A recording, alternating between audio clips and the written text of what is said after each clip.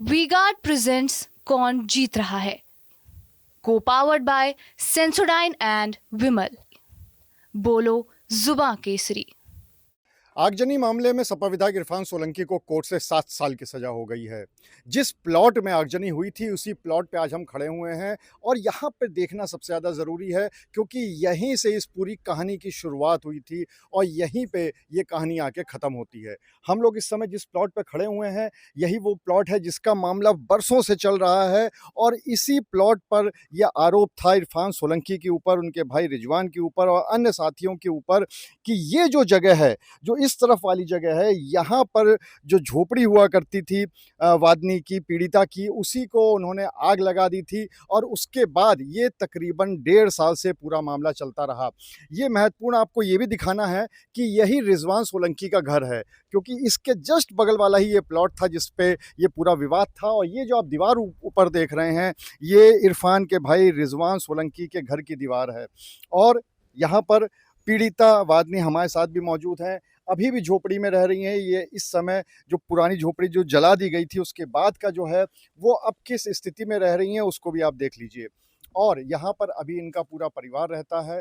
तो कोर्ट का फैसला आने के बाद उनका क्या कहना है, उनका क्या मानना है, क्या वो संतुष्ट हैं इस पूरे फैसले से या फिर अभी कुछ और भी न्याय की उम्मीद है, इस पे बात करने के लिए हमारे साथ वादनी खुद मौजूद है, तो उनसे बात कर लेते हैं। सबसे पहले तो आपसे यही जानना चाहेंगे कि जो कोर्ट का फैसला आया है, क्या आप उससे पूरी तरह संतुष्ट हैं? जी नहीं, हम पूरी तरह संतुष्ट नहीं हैं। आप इसमें क्या चाहती हैं और क्या कहना चाहती हैं इसमें? इस पे हम ये कहना चाहते हैं क्योंकि हमने बहुत ज़ुल्म झेला है, 2-2 बच्चे हैं, जवान बच्चों की हमारे जानें गई हैं, हमारा आदमी इसी में ब्रेन हेमरेज हो गया, ढकेल दिया था रिज़वान ने। तो हमने बहुत ज़ुल्म झेला, बहुत सालों से ज़ुल्म झेलते चले आ रहे हैं, 3-3 बार मेरा मकान गिराया गया, कोई अब रहने का ठिकाना भी नहीं है। और ये मतलब सेवक हो के, समाज सेवक हो के इन्होंने जो है जानबूझ के इन्होंने इतना बड़ा हमारे साथ ज़ुल्म किया, तो इसलिए हम संतुष्ट नहीं हैं। हाँ, न्याय मिला हमको, सबका धन्यवाद है, बहुत-बहुत धन्यवाद। योगी जी का, न्यायपालिका का, सबका और जो भी हमारे वो हैं क्या कहते हैं शासन प्रशासन सबका धन्यवाद है। मगर हमको संतुष्टि नहीं हुई है, हम हाई कोर्ट जाएँगे। तो अब आप इस पूरे मामले को लेके हाई कोर्ट जाना चाहती हैं, तो वहाँ पे जाके आप क्या अपील करना चाहती हैं? आप क्या चाहते हैं कि इसमें जो आरोपी हैं उनको क्या सज़ा हो? अब ये तो भाई अदालत में क्या पास होगा, बहरहाल ये कि अब कुछ न कुछ जो भी होगा वो हमें मंज़ूर है। अब जो हाई कोर्ट से जो भी होगा वो हमें मंज़ूर है, कुछ भी हो। वादनी की पुत्री भी हमारे साथ मौजूद हैं, ये मुख्य गवाह भी हैं इस पूरे मामले की। ये जो पूरा सफ़र रहा है 1.5 साल का या उससे पहले का भी और ख़ासकर 1.5 साल का जब ये पूरा मामला चला था, तो उसमें कितनी मुश्किलें आई थी? उसमें तो बहुत मुश्किलें आई हम लोग को। हम लोग पहले जब इन्होंने गिराया था मई में, 30 मई 2022 में इन्होंने जो 2 कमरे लैट्रिन बाथरूम किचन बना हुआ था, इरफान सोलंकी आके गुंडों के बल पे हमारा घर गिरा दिया था। हम लोग को घर के अंदर नहीं आने देते थे, रोड पे बैठे रहते थे। तो 40-40 गुंडे इनके कई-कई गाड़ियों में मुँह बाँध के, पिस्टल लगा के, खुलेआम पिस्टल लगा के, हम लोग कचहरी चले जाएँ, दोनों बहनें कचहरी चले जाएँ, भाइयों को डर के मारे यहाँ रखते नहीं थे, भाइयों को हटा देते थे। तो बच्चों को आके पिस्टल दिखा के धमकी दे के जाते थे कि 3 दिन के अंदर प्लॉट खाली कर दो, नहीं तो पूरे घर खानदान का सफाया कर देंगे।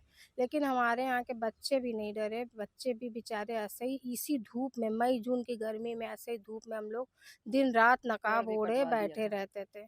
और फिर आगज़नी के बाद तो इतना डर था कि हमारे भाई लोग भी कहीं नहीं आ जा सकते थे।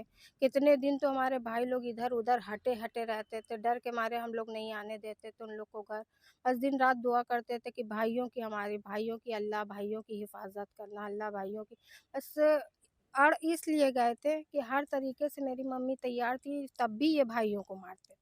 2 जानें ले चुके थे, अब 2 भाई बचे हुए थे, उनकी जान के पीछे पड़े थे। तब ये हम लोगों ने कहा कि वैसे भी मार देंगे, उनको प्लॉट लेना है, प्लॉट ले लेंगे, भाइयों की जान जान 2 की जा चुकी है, 2 जो बचे हैं वो भी चले जाएँगे, तो अब हम लोग पीछे नहीं हटेंगे। जो भी होगा अगर हम लोग हक पे हैं तो अल्लाह हमको फ़ैसला देगा, अच्छा फ़ैसला मिलेगा। मेरी अम्मी सबको सब्र दिलाती थी, सब्र करो, जो होगा अच्छा होगा। और अल्लाह का लाख-लाख शुक्र है कि हम लोग को न्याय मिला है, अच्छा न्याय मिला है। लेकिन जितना हम लोग ने मुसीबत परेशानी सही है उस हिसाब से हम लोग संतुष्ट नहीं हैं। हम हाई कोर्ट जाएँगे, अपील करेंगे, अपने वकील से बात करेंगे, हाई कोर्ट जाएँगे, इनकी सज़ा की बढ़वाने की माँग करेंगे। इसके अलावा और आप सरकार से क्या चाहती हैं या प्रशासन से क्या चाहती हैं? क्योंकि कोर्ट ने सज़ा दे दी है आरोपियों को, आप कह रही हैं आप हाई कोर्ट जाएँगी। उसके अलावा कोर्ट ने जुर्माना भी लगाया आरोपियों के ऊपर जिसका 40% आप लोगों को मिलेगा।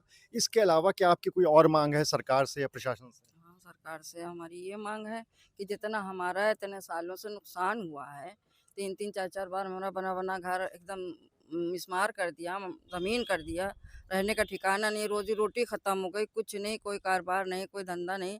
तो कम से कम जो 3-3 रजिस्ट्रियाँ अवैध हुई हैं, हमारा पैसा 191 से जमा है, तो वो उनकी रजिस्ट्रियाँ कैंसिल करके हमारी रजिस्ट्री करी जाए हमारे नाम और हमारा रहने का ठिकाना और हमको मुआवज़ा मिले और हमारे बच्चों की सुरक्षा रहे कि हमारे बच्चे हिफाज़त में रहें। तो इस पूरे मामले की जो वादनी है उनका ये कहना है कि वो न्याय तो उनको मिला है लेकिन वो पूरी तरह से सज़ा से संतुष्ट नहीं है और इसके लिए वो हाई कोर्ट जाएँगे। साथ ही साथ उन्होंने सरकार से भी माँग की है कि सरकार उनको जो उनका मकान टूट गया है वो मकान बना के दे और साथ ही साथ उनका ये भी कहना है, ये दावा है कि ये रजिस्ट्री उन्हीं के नाम पर है, ये प्लॉट उन्हीं के नाम पर है, इसलिए उन्हीं के नाम पर फिर से किया जाए। अनुराग अग्रवाल, टीवी 9 कानपुर। वी-गार्ड प्रेजेंट्स कौन जीत रहा है, को पावर्ड बाय सेंसोडाइन एंड विमल। बोलो जुबां केसरी।